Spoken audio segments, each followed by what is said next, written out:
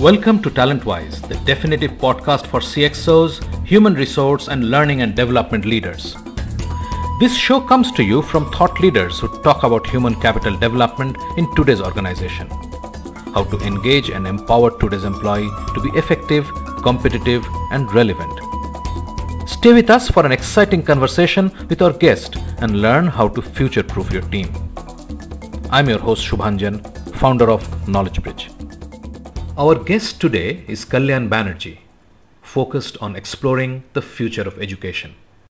Kalyan began his career in Wipro R&D, where he actively participated in their metamorphosis into a global design services organization. Later, Kalyan was among the 10 co-founders at Mindtree, respected for its leadership in learning and culture. While at Mindtree, Kalyan focused on organization learning and conceived the knowledge management, culture and competence, and leadership development initiatives. Kalyan is now associated with young organizations like Chlorophyll Foundation, Reap Benefit, and Walnut, experimenting with teaching learning methods that are fun, affordable, and effective.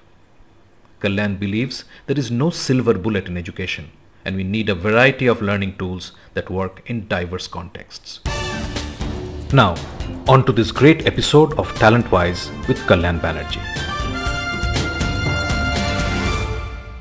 Hello Kalyan, welcome to TalentWise. I'm really excited to have you here.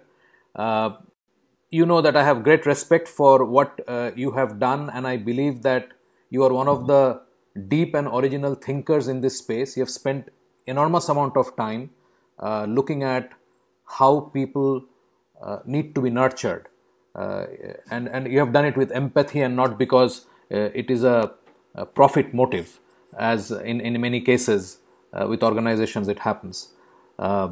Thank you for making time and welcome to the episode.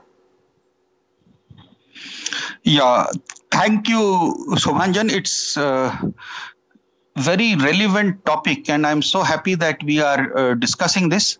It's important to discuss as well because nobody really knows the answers. Before we begin, I would also want to touch upon the profit motive and empathy part of it. I believe that if you have a profit motive, you are thinking of the next quarter and at most the next year. But when you have empathy and you bring people into your cause, probably you are thinking 10, 20 years ahead. So in that sense, your mention of empathy is interesting because that may be one of the ways to build the future. And that's the reason maybe we need to discuss. My first reaction to future proofing is that nothing can be future proofed, in the sense that we know that human beings die no matter who they are, or even in their lifetime they come down. We know that companies close down, the greatest of them. We know that nations die. So in a sense, future proofing as a concept, it may not be forever. But if we define future in chunks of 2 years, 5 years, 10 years, maybe yes, future proofing is possible. The other point I would like to make is that future proofing of individuals may be more difficult than future proofing of teams. And the topic is future proofing of teams, because when we talk about teams, it is possible that in a smoothly running team, it is not vulnerable to just one link. So there could be several links in it that may not function at a specific time, and yet the team could progress. So that's again an interesting point to me, which I think we should dwell on. Sure. So I understand you're distinguishing between future-proofing an individual employee and his ability to contribute both to himself and wherever he is working. It's not necessary the same person will be working in the same place. In fact, what we are seeing, I don't know whether you agree with it or not, that unlike our generation or even the previous generation, we would stick to one kind of work, not necessarily one company, but one kind of work. For example, if I'm a software developer, I'll remain a software developer. But in the next generation, they're changing the entire career they're moving away from software and going into teaching. They're moving away from teaching and going into something else. That's becoming more predominant. Coming back, the point that I hear you say is that if it is a team, the dynamics of multiple people and thereby some overlapping capability of managing some shortfalls is easier to tackle than actually getting all the people aligned and all the people future-proofed. Is that what you're thinking? Yeah, precisely. And when we get to teams, it's also about capacity building. So while the team's job is to fight the battles of today, it is also to prepare for the future. Now, good teams and far-sighted teams will do that extremely well. Now, I want to take some personal examples. Right. And I think I was extremely fortunate to be working in a great team, which was Wipro's R&D and later called Global R&D in the 80s and 90s. And we had some great leaders, significantly Dr. Sridhar Mitta, Jani, later Subroto Bagchi, who actually built these teams and built leaders within the teams. Built leaders within their team who have taken it forward. And the sign of their greatness really came in after 1999 when all of them left and Wipro continued to do well. I think that's the sign of great leadership and great future-proof leaders because they build teams that survive them. So I think that's one aspect that we need to think rather than star leaders on whom the team is dependent, and when they move on or they fail, the entire team fails. And I think we have seen both kind of leaders everywhere in business, in politics, in sports. So one interesting hypothesis comes out is that if you want to future-proof your team, it's better to avoid star leaders. No, I don't. I don't suggest that because probably there are star leaders and they could future-proof their teams too. Sure. Microsoft continues to do well beyond Bill Gates, who of course was the biggest of the star leaders we have seen. Similarly, there are other examples. Maybe Apple is not doing as well, but it continues in its high position. So it's not that. And again, Dhoni was a star leader, I suppose, and so was Sourav Ganguly, to take some sports examples. So yes, you could be a star leader and you could be a team builder at the same time. So tell me, from your reference to Wipro Global R&D and later at Mindtree, what kind of thoughts did you see at the senior level, at your level, about this agility that needs to be built into the employees, and what kind of traits or habits were you focusing on?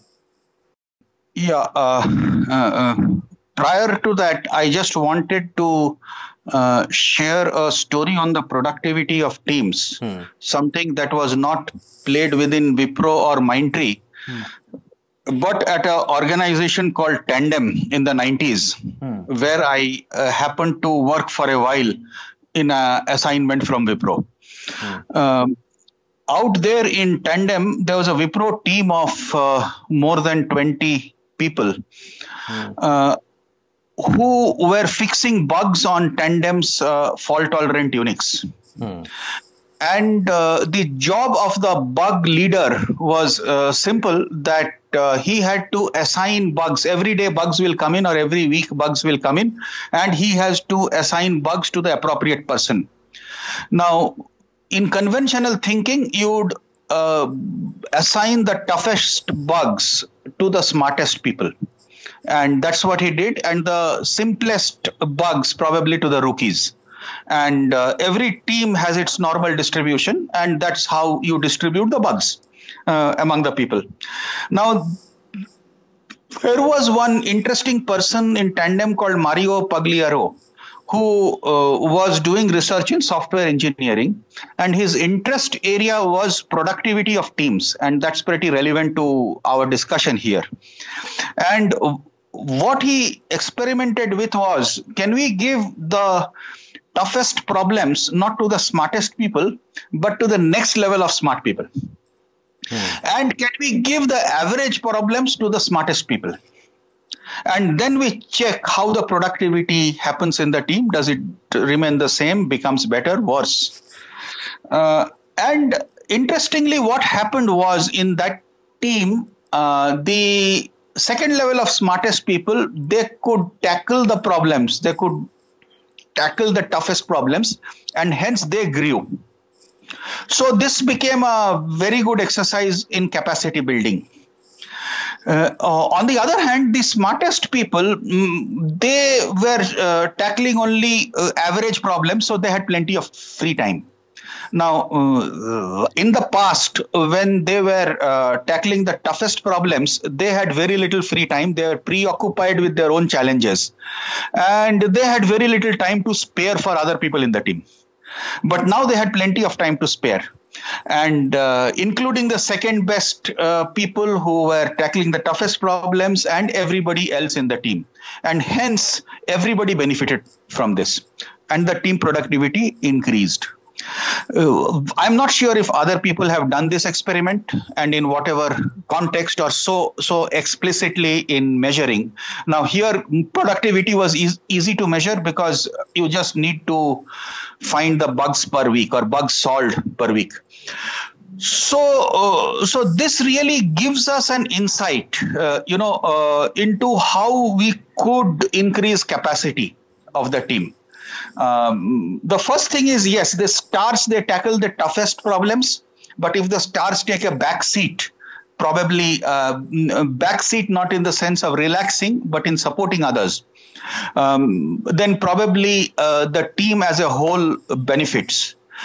And understand one thing, that in the second model, if any member of the team leaves, it should not happen. But when that happens, the team is not vulnerable to one or two members leaving. But a team that depends on stars, it is very much vulnerable to the stars who become critical to the existence of the team. It's such a wonderful story, and I can imagine how many different ways, even in non-software areas, this can be very well applied. I mean, you look at another very generic yet complex field of sales. Typically, if you see that the second brightest sales guys are given the most challenging accounts to crack and apply the same idea, then these great smart sales guys are available to the entire team to actually mentor and help them through. What a wonderful story. Moving on, I just wanted to know, do you have any thoughts about what kind of traits do the new gen, not only the new gen, everybody who is in the employment pool today, need to focus upon to stay relevant and stay current? Because obviously the cascading nature of knowledge has become extremely rapid over the last, say, 15 odd years, 15, 20 years, right? It's unlike what was happening earlier. And we all need to cope, and we hear all the time about the difficulty in coping, etc. So would you say that there are some habits that one needs to cultivate? For example, Cal Newport wrote this book about deep work. Your thoughts? Yeah, actually, I could share again what I have read and what I have experienced, again from maybe different authors or experts in the area.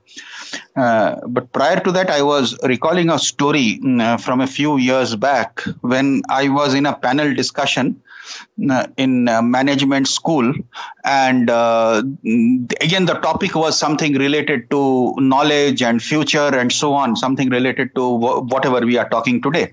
And I was sitting next to the promoter of that college and the chairman of that college. He made a radical statement that by the time you graduate out of this course, anything that you are studying now will be obsolete.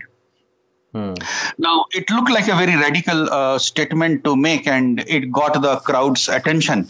But then I responded that in that case, sir, why are you running this course? Why don't we close down the college? What use is this degree?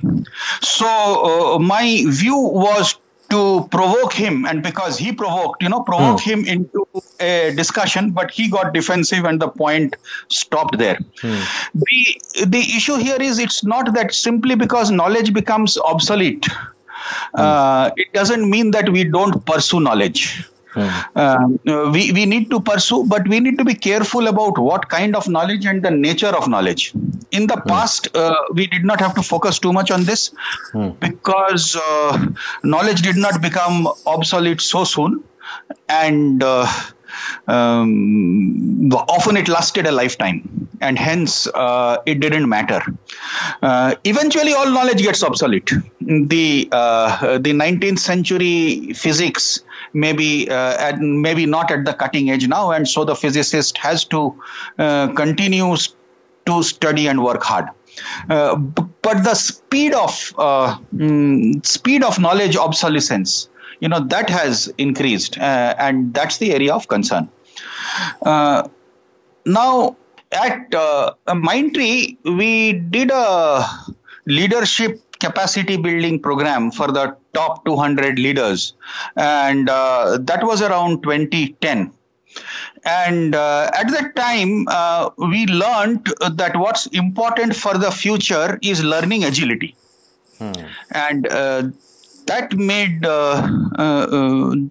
made a lot of sense to us, because over the last 20 years or the previous 20 years in my career, I heard everybody talking of potential, and we value people with potential. But I never knew, and nobody answered this question, how do you measure potential? I found that everybody measures potential by past performance. And in that sense, it is potential is almost equal to performance. But somehow I was not convinced with that answer. Now, when this concept of learning agility came in, now the proponents of learning agility said that potential means learning agility. So, and then somehow that made sense to me. The key word here is not learning, but agility. Now, how agile I am. And if I am agile, of course, I can take on to new knowledge, new trends, and I can take care of the future. Now, how does one build learning agility? It's broken into 4 components: mental agility, people agility, change agility, and results agility. Now, let me explain. Mental agility is not mental ability or mental aptitude. It is not the capability to solve the Rubik's Cube or Sudoku. It is the exposure to diverse knowledge. Are you reading a variety of books? Looking at a variety of videos? Are you doing a variety of tasks? Are your friends only people in your profession, or they include doctors, lawyers, software engineers, policemen, and so on? So when you do these, you are exposed to diverse perspectives, and that makes you mentally agile. Next is people agility. Again, people agility is not about empathy and being nice to people or being a good team worker or a team leader. People agility is the ability to work with a variety of people, with diverse people. To understand the unspoken signals given by different people from different cultures and different professions. Now, a lot of people are extremely good and harmonizing professionals in one environment, but they cannot work in another environment. Now, they are not people agile, even though maybe they themselves may be wonderful people. The next is results agility. I think this we understand the best. And usually they are the ones who are valued most in an organization or in teams. Come what may, they will give you the results. Now, somebody else, a lesser performer, will be bogged down by obstacles and will give you good reasons, very good reasons, why they could not show results.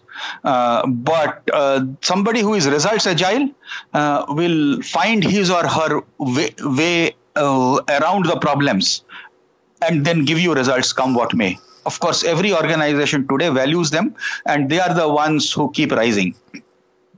The fourth one is change agility. We have seen in organizations that people who perform the best, now when a new role comes, a new task comes, biggest challenge emerges, the best performers are given those jobs. Now we see that very often that's a good decision and the performers keep rising to the challenge. On the other hand, some people are not able to rise to the challenge.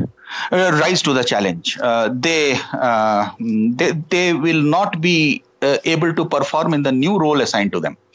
So that time, very often we conclude that they have plateaued. It's not necessary that they have plateaued. It's just that they are not change agile. Those with change agility will be able to work in a variety of technologies, different geographies, with a variety of people in different domains. But those with lower change agility may not be able to come out of their specialization domains, technologies, or geographies. So these are the four agilities if we cultivate. So an organization that wants its teams or leaders to be future proof would want its people to cultivate these four agilities. Oh, that's a fantastic reference. I think that sort of covers a lot of ground, actually, if you think about it. And when we are talking of future proofing, I think this comes at the center, and we may define it multiple ways, but I think this completely covers. Would you like to, I mean, I know you spoke about interdisciplinary knowledge while you spoke about this, but would you like to expand any more on any of these ideas of interdisciplinary knowledge, or how competence needs to be redefined? You did touch upon that. Would you want to expand upon that at all? Yeah, sure. I think future is interdisciplinary.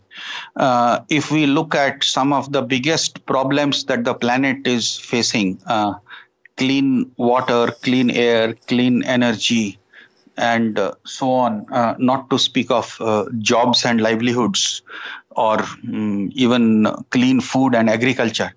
The problems are actually interdisciplinary, and solutions need to be interdisciplinary. We are not able to make progress probably because one thing, of course, is we are not looking beyond our narrow interests and beyond our interests of the next few years. But it is also because we are not being able to see the whole problem. And when we don't see the whole problem, we get frustrated. That is human nature. And now, for academic convenience, we have divided our academic programs into different subjects. And even within engineering, we have divided into multiple different kinds of engineering. But that is not how nature works.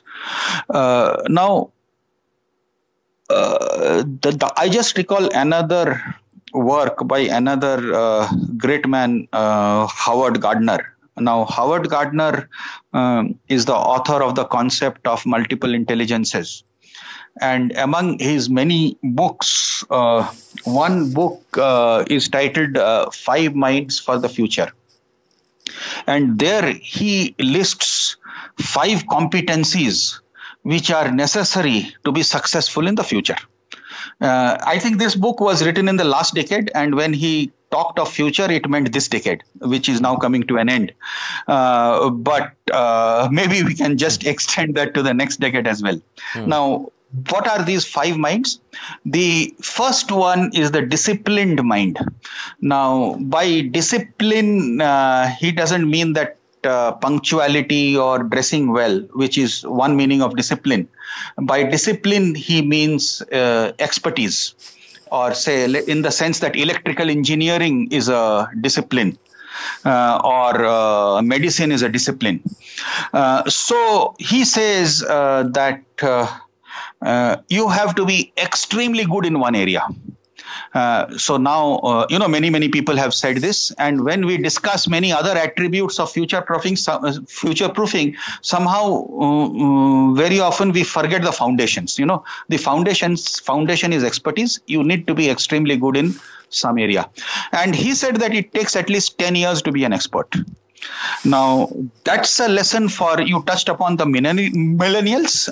Now, so that's a lesson actually for the millennials, if they would care to listen, that you don't become an expert in 2 years or 4 years, because usually they tire of a discipline pretty soon. So it takes at least 10 years to be an expert. And this he is talking of with a lot of research and research across multiple disciplines. Now, a similar number actually has come from Malcolm Gladwell on the 10,000 hour rule. Right. Where Malcolm Gladwell says that you have to practice. It's not enough being around for 10 years. You have to actually practice for 10,000 years. And he gives examples across disciplines again of how any expert, before somebody got called an expert, has put in the 10,000 hours of practice. Correct. Just what immediately comes to mind, for example, which is a very, very Indian example, Sachin Tendulkar. He reached that God position or that revered position after that series in Sharjah. And when he looked like unbeatable. And that was around, I think, late 90s, and he was playing for 10 years. Right. If we add up the practice hours, maybe in some way it will come to 10,000. But we also know that the best experts, they put in very, very hard work. So we cannot deny the importance of hard work in building expertise or future proofing or whatever else we may call that. Right. So that's the first mind. The second mind is the synthesizing mind. Now, and that's a very interesting point and not talked about as much as the other four minds. We are getting multiple patterns and signals all the time. Now, can we sift the signal from the noise? And can we construct our own narratives and stories? If we are able to do that, then we get an insight into the future, into what is really happening. And that capability is the synthesizing mind. Right. One good example of a synthesizing mind is Sherlock Holmes. Now, he sees bits of paper, some paper that he concludes is some cigarette, or he looks at the strides or the boot marks on the mud, or he thinks of the dog that did not bark, and then he constructs a story. So that capability to construct that story from these apparently unconnected bits of information, that's a synthesizing mind. In my mind, the periodic table is one of the greatest examples of the synthesizing mind. Prior to the periodic table, all these elements, they looked very different with all very different characteristics. But this great man, the synthesizing mind, he comes and he makes it into one table. And then you can interpret the table. And that's an example again of the synthesizing mind. Unfortunately, synthesis is not so much taught in our schools or colleges. We focus on analysis. Analysis is the opposite of synthesis. You have a complex problem, and how can you break it down into simple problems and then tackle the simple problems? And then the complex problem also gets tackled. So most of our education, school education or higher education or highest education is focused on analysis. We don't do synthesis. The third mind is called the creative mind. Now, we understand what is creation and what is creativity, so I will not dwell on this. So one needs to be creative. The last two are interesting. The fourth one is the respectful mind. Now, respect doesn't mean in the sense of I come and I touch your feet. But but do I respect other people's opinions, other people's perspectives? And am I being open to other people's views? Am I just dismissing them? Am I thinking that only I am right? Now, we are in a world where problems are complex. No one person has the capability to understand the problems, and we need to have that humility to understand that I don't know all. Now, then from that humility needs to come that openness that, okay, maybe other people will have an answer. Now, if somebody is telling something atrocious or something, my intellect immediately rejects. Now, yes, it's fine to reject based on rational. However, if I am respectful, I will also wonder, why did this person say this? Why is he or she talking like this? Now, let me delve more into that. Maybe she also is somewhat intelligent. Now, let me understand her point of view, and that may give me a different perspective. So that sort of links back to that learning agility and having exposure to diverse group of people.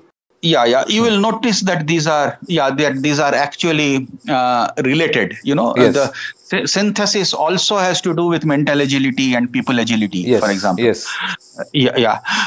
So this is very important. And if I am not a respectful mind, my learning agility is low, and at some stage maybe I'll be learning stunted. And I will depend on the wisdom of the past. The last one is the ethical mind. And that's interesting because today a whole lot of people believe that ethics and success don't go together. But here is somebody with a Harvard background and, very respected with his research. And he is talking of the ethical mind being critical to success in the future. And he has his views. Now, I'll put it in my way, not what he might have meant. See, when you go and buy a Apple, a Samsung, or a Toyota product, now you depend on the product and its reputation. And based on that, you go and buy it. And often, you can do a test drive for any of these. Okay. And you convince yourself that, yes, this is a good product that I am buying. And so you can do. And beyond the point, maybe whether Toyota or Apple is ethical or not did not matter so much to you. On the other hand, the world is moving more towards knowledge and services. A whole lot of business will be done in that sense. And when you make the decision to buy, you will not be aware of what kind of service you would exactly get. You have committed yourself first, then the service is given. And only later, only after the service is completed or much after the service is completed, would you know whether you got the right product or appropriate product or not. So what happens in that situation? It's a question of, you get a plumber who comes to your house. Now, how do you select the plumber? You don't select based on degrees. So degrees is the hard way to select, but that's not the way you select. You select based on reference. You select based on past performance. And in the knowledge and services industry, now that's how it happens. So if somebody is not ethical, he or she may succeed for a while, but eventually, reputation will catch up with him or her. So I think this is a very, very important. The fifth one is the most important because, you won't see the results immediately. But the reputation you have built over 20 years, maybe that's when it will show in your career. Now, that's an interesting point also, by Clayton Christensen of Harvard Business School. That he said that Harvard graduates, by the time they are in their 30s, not much difference is seen. Somebody is a little faster, somebody is a little slower. But by the time they are in their 40s, now you see that there are huge differences, huge skews in their career. Somebody is remarkably ahead, very, very highly reputed or has made a lot of money, and there are other people who have just got behind. And it is the investment in ethics, in people, in relationship that people have made over 20 years that start showing results then.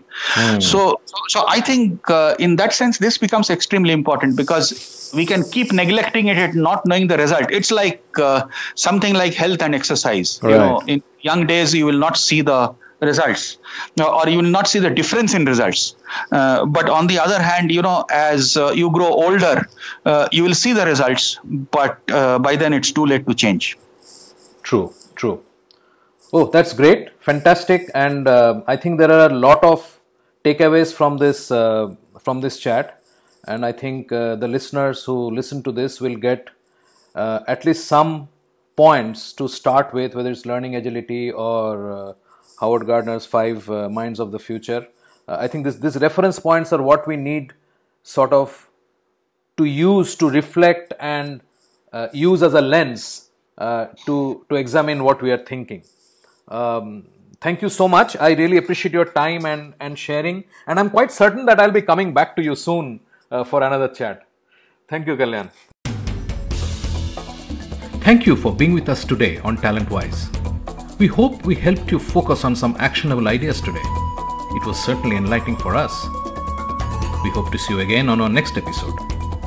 If you liked what you heard, subscribe to the show in your favorite podcast platforms like iTunes, Google Play, Spotify, or wherever else you get your podcasts from, and give us a rating while you're at it.